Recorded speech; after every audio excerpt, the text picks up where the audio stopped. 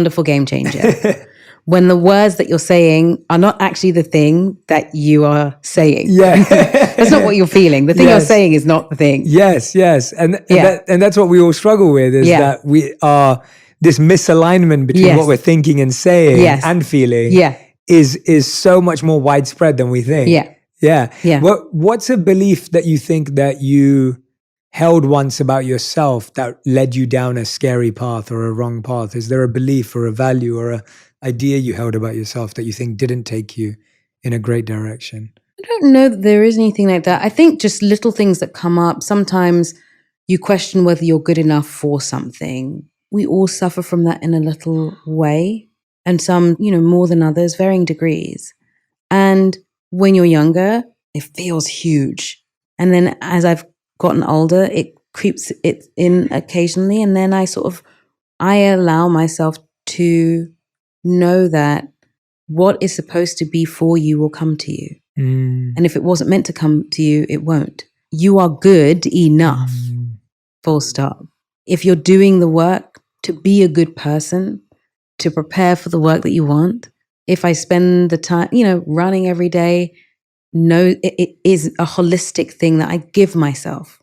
My therapist said to me, when you do something, or you eat something, or you buy something, or drink something, ask yourself, are you loving yourself when you do that? And if the answer is yes, well, then you've done a good job. And if the answer is maybe not, choose something different. If your life is a series of things that you know are goodness, and they are a series of things that are what is known as loving yourself, then you are good enough. And all you're doing is prepping yourself for whatever is supposed to come to you. Every time I've gone, I wanted to do that and it doesn't come my way, every time something else comes up and I go, oh, got it. I know I wasn't supposed to do that because that thing came and that thing is awesome. So I want to do that thing. Thank you, universe. Thank you, God, for taking that out of the way. I always say to people, every no is just room for a yes. Every no is just room for the thing that is supposed to happen. You're making room for the yes that's supposed to be there. I loved your response to that imposter syndrome, as we call it today, that you felt that the idea that anything that comes to you is meant to come to you. So even if you feel that way, and I feel that way often, I experience imposter syndrome all the time. I get to do incredible things that I could never have even imagined or dreamt of doing. And then this opportunity comes your way and you're scared before you prepare. You're scared before you even get there and you haven't experienced it yet. So you have no idea what you're stepping into yet. You just know it's a good thing in front of you and like, what if I'm not good enough for it? Am I supposed to be here? Yes. You were supposed to be here, not just because you're the person that's supposed to do it, but you're the person that's supposed to experience it, because your experience is valuable. If you share your experience, maybe you're the person that changes someone else's mind about this particular experience, because someone else might be petrified of leaning into it. But because you're the person that is experiencing it, you're the right person to send the message to the next person. You see what I mean? Absolutely, yeah. That is so crystal clear. I love that. That's exactly what I'm saying. That what's really clicking for me as you're speaking is that idea that it's come to me, it's for me to experience, it's for me to go through, and that what we do is we're scared before, you get through it and you probably did better than you thought you would, and then afterwards you critique yourself of how you didn't do a great job, and then when the next thing comes along, you do the same thing all over again. And what you're saying is just so fascinating that, it's for you to experience. I think that's beautiful. Like, that's even better than just this for you to do or for you to have. It's like, no, there's an experience here that's been perfectly crafted. Just for you. Just for you. And we don't always live in that miracle or live in that space. What have you felt like about what you're doing right now that's come that way, that you're like, oh, this was just for me. Like, this is the experience I was meant to have. Was there something recently or something that's coming up? Doing Wicked. So there was another film that I really wanted to do and it didn't quite work out. And because it didn't work out, it meant that I was available to even be seen for Wicked. And now I'm doing it. And it came in out of nowhere. One day my agent called and was like, so they're seeing people for Wicked. And I was like, I had no idea this was even happening.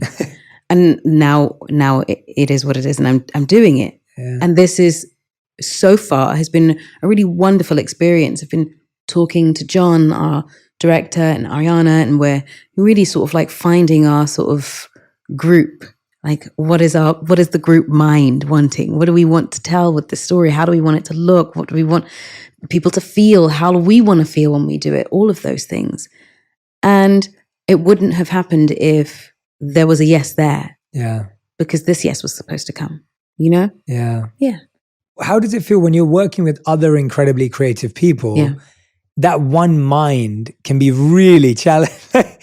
There's one thing getting your mind right and being like, I know what I'm doing. Yeah. Now you've got 3 sets of imposter syndrome, 3 sets of excitement, 3 sets of artists. Like, have you figured out by now, like, is there a system, a process that you can follow to help to make everyone feel comfortable? Like, how does that work? Often it's about thinking less about, and I know this sounds counterintuitive, but less about what you need and more about what they need. What does this person need in this moment to feel confident enough that they can go through this with you? What can I do to make you understand that I am here for you as well? And if I'm here for you, you can be here for me. And therefore, we can think together. We can figure it out together. And I think that once that's sort of established, it's just about throwing ideas and like, what about this? There's no wrong idea. Like, creating a space for when you want a one mind idea, that's actually about creating a safe space. And we hear the words safe space used a lot, but that is really what it is. Creating a safe surrounding so that we can throw anything at the wall. Like, what about this? It might sound completely ridiculous and outlandish, but it's okay to throw it in this circle because we're all going to appreciate it. It might not be quite right, but we're going to be like, actually, this thing about the thing that's outlandish actually might work. What if we applied it to this thing here and made it work that way? Then now we're of one mind. We're of one accord. We might have different thoughts and different ideas, but somehow they all come together because we're all there for the same purpose. If you find out what the purpose is, we're all going in the same direction. Well, then you can't necessarily go wrong. You won't really have to manage everyone's sort of imposter syndrome because it's not about us. Yeah. It's about the bigger picture at hand. Yeah. How do we approach this challenge together and make it work? Yeah. I love that idea of, I think that space of there's no bad ideas and don't judge someone for their bad ideas, judge them for their great ones. Yeah. And judge them for the bravery to even say the idea in the first place. Even though everyone knows it's silly. And you're so right that so often a bad idea is actually the seed of a great one. Right. It's just that you have to kind of pull away all the, take it apart and get rid of all the dust. And then there's actually something really interesting there. Right. Like there's an interesting perspective or a way of looking at it. Yeah. What do you think, Cynthia, for you, what's the biggest change you've made in your life that you think's had the biggest change in your life? Like, is there a habit, a practice? Obviously, running's a huge one that I think we discussed. Is there anything else, a change that you've made internally in your belief system or externally or in your values that you think has been the catalyst for all of these mindset shifts and this greatness that has come your way? Like, does that come from having had a religious upbringing that you've spiritualized? Does it come, because I'm always fascinated by like when you speak and when you put these ideas together, I'm like, there's so much beauty, there's so much eloquence, and then there's elegance to it too. And then I'm like, well, how like, I'm like, I guess when you were saying like, when you're looking at a role or a person, actually, you said a person, a real person, not a character. You were saying like, you love to figure out how they walk and how they talk and why they do this. I think for me, when I'm fascinated by human behavior from the point of view of how can humans change? Right. I think that's what I get obsessed about. I'm always like, well, when that person made that shift, what did they do that helped them to make that shift? And how can other people benefit from that? Yeah. Or like, how does that person make decisions that makes them a better decision maker? Or why does that person lie or steal or cheat or whatever it may be that ruins their life? So I think, I'm just trying to get to, what change, did you have to make a change in mindset, or do you think it was a snowball effect of just these positive experiences that you kept collecting? I think it's like a slow and steady accumulation of trying things. When I was younger, I was a little scared. When I first went to drama school, what actually happened was I met someone at a young actors company. I told you the story before, Ray McCann, and she told me I should go to drama school. But before that, I had just gone out on a whim and decided I can't go to university and study this subject that I'm studying. It doesn't feel right. It's sort of like listening to myself and being okay with that. This might be a terrible mistake, but I'm not going to do this thing that I think everybody expected me to do. So I'm going to leave university. I'm going to just try this young actors company, this course that's at a theater. It's not a massive course that is around the world, like nobody really knows about it, but it just feels right. So I'm going to go there. I bump into Ray, who I hadn't seen for 5 years. She tells me to go to drama school. I tell her no. I say, I'm not doing it. There's no way I'm going to get in. She says, well, you can't come to this course if you don't apply to this school. And I say, all right, I will apply to this school, but only this school. Just this one. Only because you asked, and I'm only applying to this. Fine. I apply. And I do the work. I don't phone it in. I really do work to get to these auditions. And somehow I find myself in this drama school. Royal Academy of Dramatic Arts. It's one of the best schools in the world for acting. And I feel like a fish out of water. But a lot of my experience at this school is about what feels right for me. Because that's really how I can gauge it. At one point, and I was physical. I was working out a lot, and one of the teachers says, "Oh, you should stop working out because you need to get softer." And I was like, "I don't know that that's right. I'm gonna keep working out because it's good for my brain and my mind. So I'm gonna keep doing that." And I find a person in my class who happens to just play the piano. He plays the piano beautifully. So we just pick up books from the library that are scores of music, and we go through these music scores. One of them happens to be Wicked. And we learn that score back to front. I have no idea that 10 odd years later, that thing is going to be the thing I'm doing now. No idea. I have no idea. I just love the music. And I know that going away to a music room with a piano with this person to sing all this music feels really good. Yeah. Feels good. We're doing these shows and we all are like trying to get our agents and whatnot. And I don't think the traditional way of getting an agent is really going to work for me. So we put on a cabaret in the bar because it feels good. I get my agent and I finish early. So when I go to do this thing, we call it the tree, which is like a presentation of different scenes. I just do the things that feel good. Yeah. And people love it. And I feel good when I'm done. And there's no pressure, there's no anxiety. And I leave with a show to go to. And it's been a series of, what's my gut and my heart telling me? The Color Purple came because I knew it was coming. And I was like, I know I'm supposed to play Celie. I just know it. I can't tell you why, but my gut is telling me, my heart is telling me that's what I'm supposed to do. No idea about what's happening next. We do this show in a little theater with 200 people. It's a 200-seater. That's it. Towards the end, they ask, do you think you would want to do this on Broadway? I don't think they're being serious. Cut to a year or two later, we're on Broadway and we're doing this show. I have no idea of any of this. I think it's just accumulation of genuinely listening to myself and not being afraid that the decision might be wrong. Totally. You know? Yes. Because, yes, some of it might be wrong, but then it somehow is right. Yes. Yeah. Right? Yeah. If you've just sparked something in me that I think has some truth in it, is the idea that if you listen to everyone else, chances are they might be wrong. Right. And if you listen to yourself, chances are you might be right. Right. And there might be some ways that it goes wrong, but when you're listening to yourself, you can take responsibility for when it doesn't work. You can pivot quicker. Right. Whereas I find when you listen to someone else and it goes wrong, then you just keep blaming them and you go, oh yeah, I shouldn't have listened to that person. Right.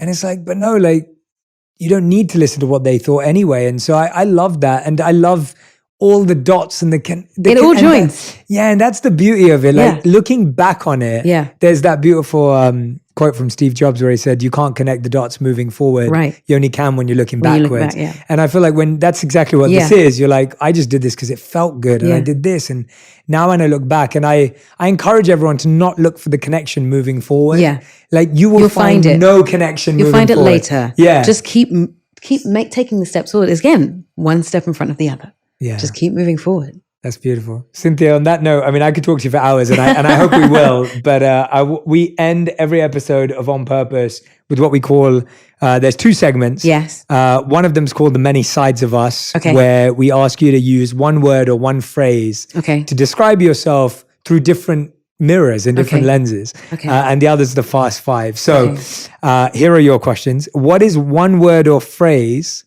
that someone would say about you meeting you for the first time? I've been hearing she's very warm. That's beautiful. Warm. I would have to agree. I think you're very warm. Today I'm meeting you first time, even though we've spoken before. And so I'm like, you're very warm. You actually, last time I interviewed you, it was only audio. So it's always different when you finally, and I was like, you have a way of speaking that people want to listen. Right. That's what I noticed about you. I was like, I actually care about what she has to say because of your cadence, your tone, your just, the texture of your voice. I'm like, I'm so intrigued. Like, so that was something as well that was special. Okay. What is one word or phrase to describe what someone would say that knows you very well? I'm stubborn. Interesting. Yes. Stubborn about what? I like to get things done on my own. And it's a trait that I am having to sort of like shift a little bit, because there is that wonderful positive thing about I can get it done and I'm pragmatic and can get things done. But there's also the other part of like, it's okay, someone else can help you. You can help is good too. It took me I know what that one feels like. I know. I can relate to that. All right. So it's not stubborn in the same way my wife is. Got it. Understood. All right. I was just clarifying. Okay. Question number 3. What is one word or phrase that you would use to describe yourself? Open. Beautiful. What is a word or phrase that someone who maybe doesn't like you would say about you? Difficult. I don't settle. Right. I'm so glad you brought that up. Let's dive into that. So I get that feedback a lot. Yeah. And it comes from my inner responsibility that I have this unique opportunity to serve the world in the way I want to. And I never thought it would be possible. I'm very grateful for it. Right. But now I can't settle. Right. And I don't want to treat this as just a job or a career, or it's so much more to me than any of those things. Tell me about how you deal with that when you're seen as difficult in your way, in your specific experience of that word. The way I've dealt with it has sort of shifted over time. Before, I would probably get defensive about it. Yeah. It's in our nature to sort of like defend ourselves when we don't like the thing that we're hearing about ourselves. Now I think I have more patience to sort of sit and be like, the reason why you may think I'm difficult or see that is because I'm maybe asking for things that feel like it's just too much. But actually, I'm asking for the things that will allow me to be my optimum self for you. Yes. So that when we come away from this, you know I've given you everything I can possibly give you in the best possible way. It just takes patience and understanding for us to be able to meet in the middle. That's beautiful. Yeah. I love that. Great description. Okay, question number 5, yeah. What is a word or phrase that you're trying to embody today? Something that you're working on, something that you're aspiring today for? I have this already, but I think it's an everyday voyage. Joy.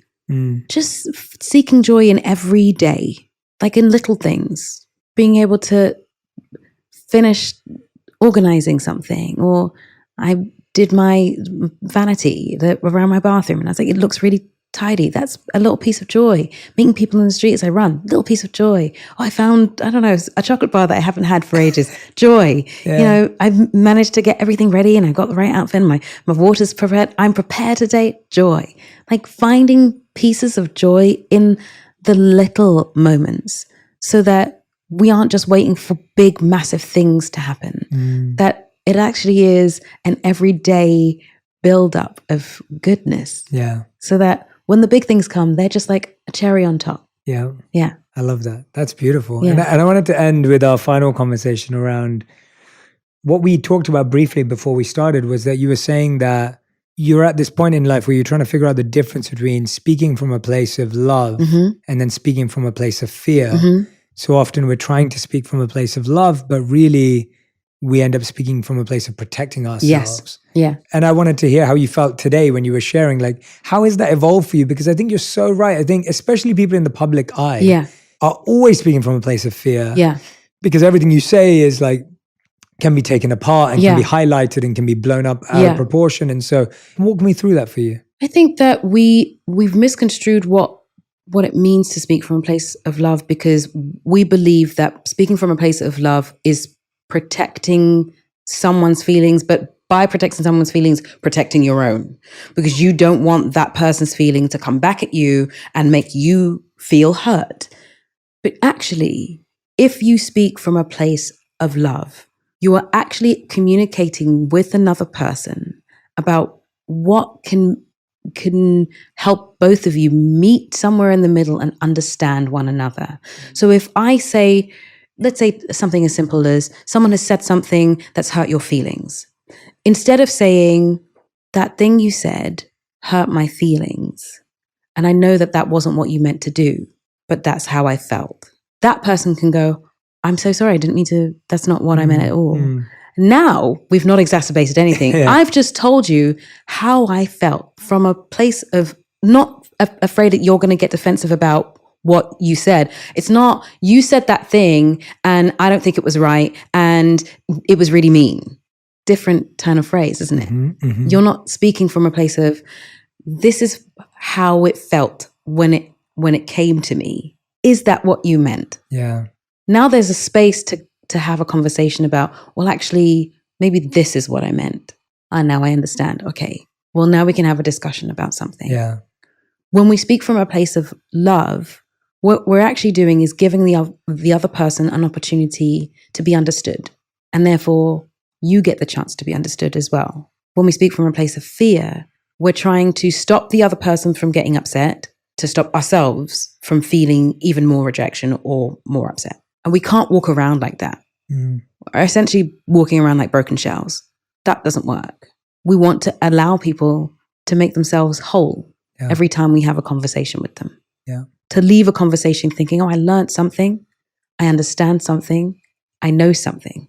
If you leave a conversation going, did I actually get what I needed from that? And that's often how people leave conversations, especially arguments. You leave an argument, you think, I don't think I got what I wanted from that. Yeah. I don't think I got the conversation I needed out of that. I'm still missing things. I'm still not understanding certain things because we weren't speaking from a place of, how do we solve this? Yeah. How do we make this better? We're just sort of, I want to be heard, you want to be heard, as opposed to...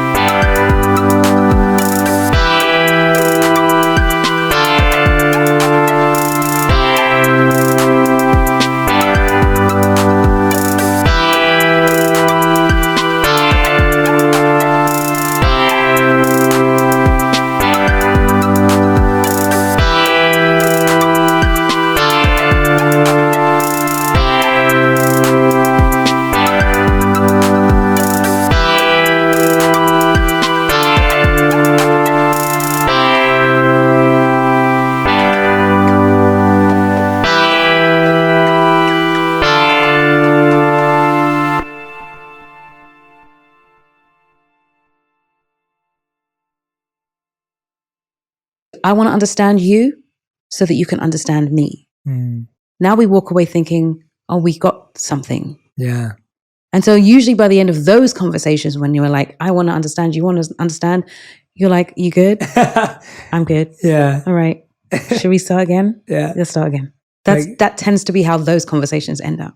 Makes so much sense. Yeah, I want those too. It makes so much sense. And today's been a conversation filled with love, filled with joy, filled with a lot of understanding. And I know anyone who listens to this, speaking to you is like, there's a therapeutic nature to it. It's very like, I feel like anyone who listens to this or watches this is going to walk away just feeling a sense of joy, genuinely, because I think the way you talk about your life, the way you talk about these miracles, the way you talk about the connection, the way you talk about the work, but also the wisdom that comes from it is really special and beautiful. So thank you so much for being here today. And thank you for doing this. I hope you had fun. I did. This is lovely. And I hope you...